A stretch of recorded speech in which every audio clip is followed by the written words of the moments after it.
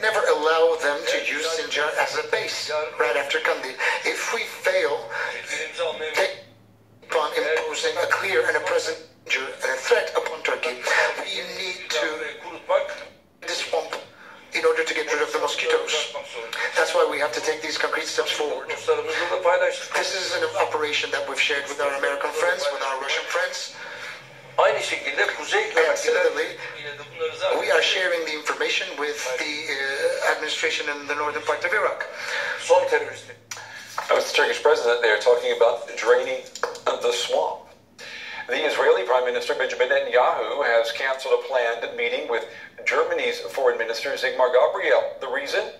Gabriel refused to call off talks with two Israeli human rights organizations today that are critical of the government's actions in the occupied West Bank. Gabriel is carrying on with the rest of his planned events, but the snub has cast a shadow over his visit. Sigmar Gabriel's meeting with the Israeli President Rivlin went ahead without a hitch. Rivlin acknowledged that Germany and Israel would never have a simple relationship, and that was underlined by Netanyahu's calling off his planned meeting with the German foreign minister. But Gabriel speculated that Israel's internal politics were more to blame. It is very regrettable to me, but now I would like to say openly that I think we should not be allowed to become a political football in Israel's domestic politics. There will be other opportunities to meet. I don't see it as a catastrophe. If you come here, you have to be aware that you're not immune from surprises. Netanyahu later gave his own reason for the cancelled meeting. Our relations with Germany are strong, and they are important, and they will continue to be so. My policies are clear: not to meet with diplomats who visit Israel and meet with organizations that defamed IDF soldiers and seek to have our soldiers stand trial as war criminals. Though both sides are playing down the dispute, tensions have been on the rise. Berlin has been increasingly critical of Israel's settlement building, and intergovernmental talks planned for May have now been postponed. Gabriel's decision to ignore an ultimatum issued by Netanyahu and meet with Israeli groups like Breaking the Silence has again exposed tensions between the allies. Breaking the Silence, a group of former soldiers opposed to Israel's occupation of the West Bank, is viewed with suspicion by many Israelis.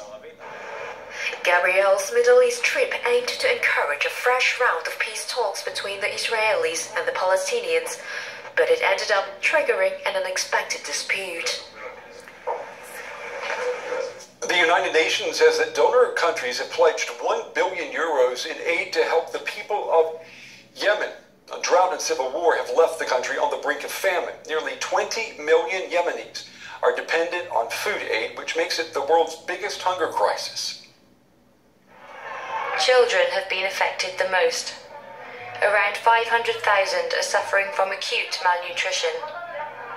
With lack of funds and an ongoing drought plaguing the war-torn country, the situation looks likely to get even worse. The United Nations hopes to ease the crisis. At a donor conference in Geneva, the UN called on the international community to drum up $2 billion in aid. Just over half that amount has been raised so far, but the UN Secretary-General warned that humanitarian aid alone would not end the suffering. There is no humanitarian solution for the crisis in Yemen. The solution is political. And so our appeal today is for all the diplomatic efforts to be made in order for a cessation of hostilities to be possible, and sooner rather than later, and for that to lead to a true political process of reconciliation, allowing for the Yemeni people to be the master of its own destiny. Even before the fighting began, Yemen was one of the poorest countries in the world. Now it's a failed state, with no government structures left in place. Military blockades have led to extreme shortages of food and medicine. Almost 2/3 of the population are dependent on international aid. In the civil war that's dragged on for nearly 3 years, the army of ousted Yemeni President Abdrabbu Mansour Hadi is under siege by Houthi rebel forces. In 2014 and 2015, the rebels took control of large parts of the north and west of the country, along with the capital, Sana'a. President Hadi fled the country. From exile in Saudi Arabia, he's been trying to take back control ever since. An international coalition led by Saudi Arabia backs the Sunni government of President Hadi. Iran supports the Shiite Houthi rebels. Terrorist organizations such as Al-Qaeda and the so-called Islamic State are also involved in the conflict. They've taken control of large swathes of the country. Innocent civilians are bearing the brunt of the war. The Saudi-led coalition has repeatedly bombed residential areas and hospitals. Thousands of people have died. Tens of thousands have been injured. You're up to date on DW News.